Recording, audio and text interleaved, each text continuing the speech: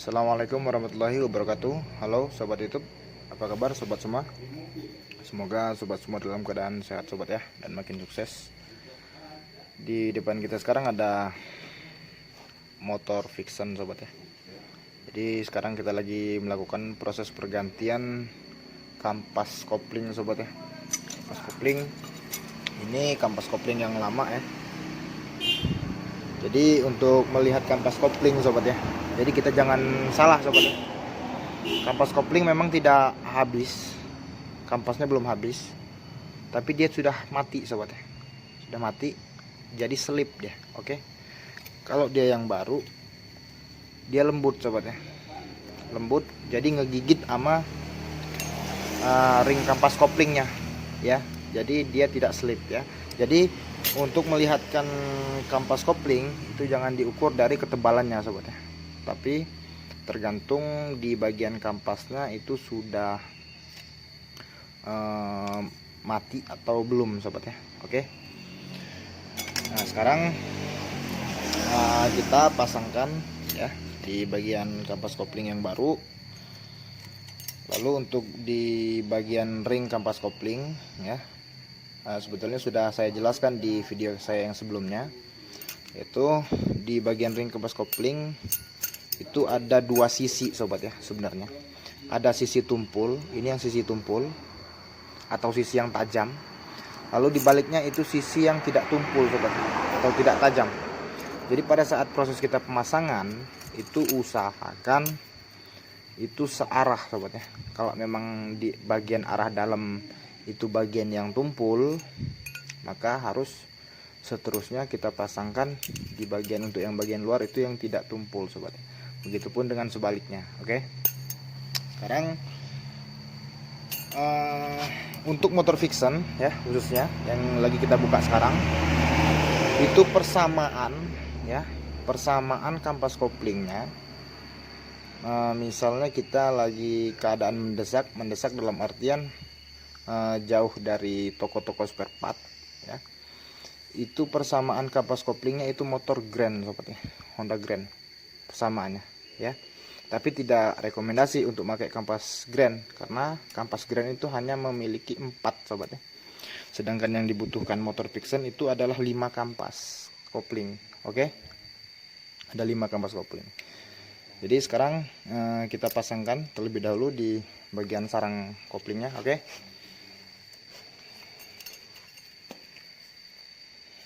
Pertama kita pasangkan terlebih dahulu kampas kopling, lalu di bagian ring kampas koplingnya atau plat kampas kopling itu saya taruh yang di bagian belakang, itu bagian yang sisi tajamnya saudara.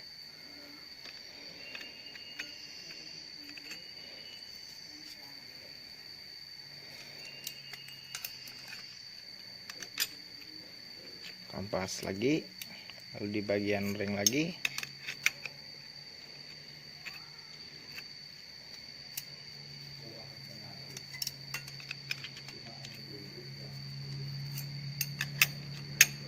Jadi dia memang tidak ada masalah sobat ya, walaupun kita bolak-balik, tapi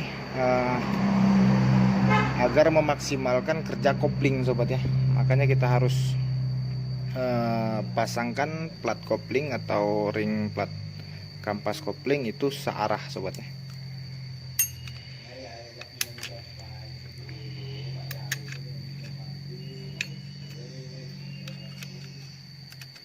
Nah, oke. Sudah selesai pemasangannya. Lalu sobat bisa lihat di bagian sarang rumah kampas koplingnya ya. Nanti saya dekatkan dulu. Ini sobat ya, di sini sobat bisa lihat ada tanda titik ya di bagian rumah kampas koplingnya. Titik itu tadi ya, itu kita paskan di tutup rumah kopling sobat ya, biar kita nggak susah masanginnya. Jadi agar memudahkan itu kita untuk saat proses pemasangan sobat ya. Nah, lalu di bagian sarang rumah kopling ya, kalau sobat bisa perhatiin atau sobat bisa lihat di sini ada lubang-lubang kecil seperti ini sobat ya. Ada beberapa lubang deh, nggak cuma satu sobat ya. Di sini juga ada lubang-lubang kecil seperti ini. Sebenarnya itu bisa kita tambah sobat ya. Kita bor. Jadi fungsi lubang ini itu jalur oli buat ngebasahin di bagian kampas koplingnya sobat ya. Oke, jadi boleh kita tambah, tapi jangan terlalu banyak juga sobat ya, agar di bagian kampas kopling itu tetap basah sobat ya, tetap basah. Jadi kalau kampas kopling nggak kesiram sama oli, atau oli yang masuk ke kampas kopling itu berkurang, itu efeknya kampas kopling cepet aus sobat ya, karena dia tidak dibasahin sama oli. Oke, sekarang kita pasangin di bagian tutupnya tadi, lalu kita pasangin pernya sobat ya. Pasangin dulu pernya, kita pasin titik yang tadi ya, lalu kita pasangin pernya sobat ya. Untuk per ini ya, persamaannya itu punya Honda Tiger sobat ya, dia lebih keras ya. Kalau buat motor standar kita ganti aja punya motor Tiger, atau kalau emang sobat mau yang lebih gede lagi, sobat bisa bubut di bagian ini sobat ya. Ini tebal, masih bisa kita bubut buat masukin per racing atau per yang lebih gede sobat ya.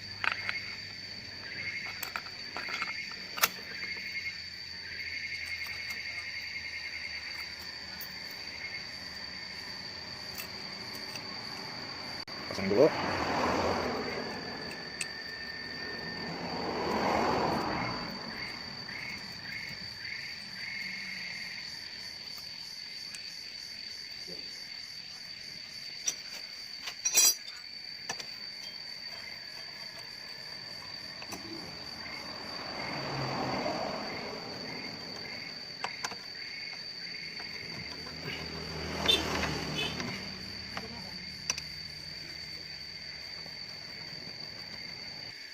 Lalu untuk selanjutnya kita kendorin mor 10 ini untuk setelan kopling sobat.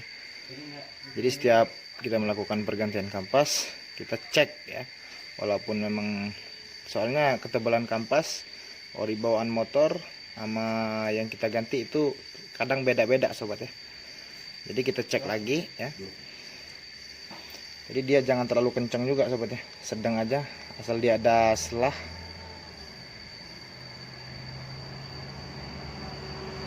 Agar enak, walaupun ini nanti kita bisa setel dari setelan bawah situ ya, atau kita setel dari bagian handle atas sobat ya.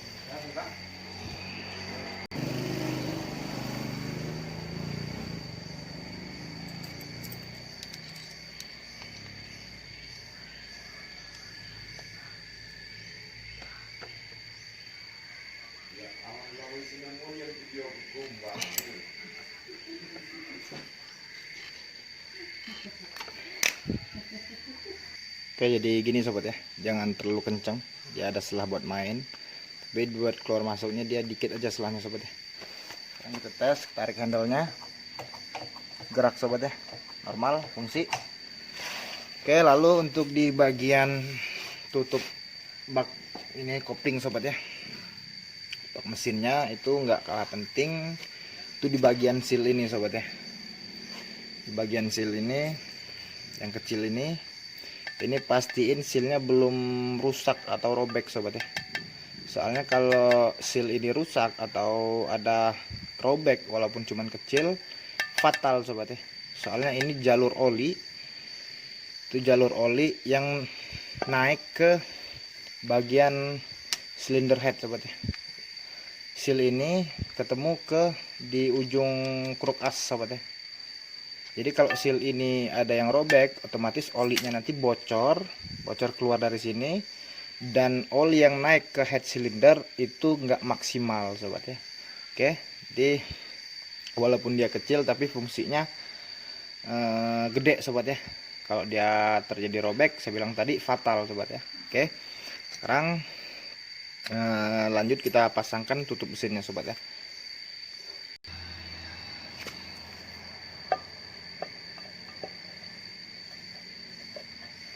Di Jadi untuk nutup bak mesinnya itu pastiin dulu lurus ya, lurus agar seal yang mengarah ke kruk as tadi enggak kejepit sobat ya, atau robek.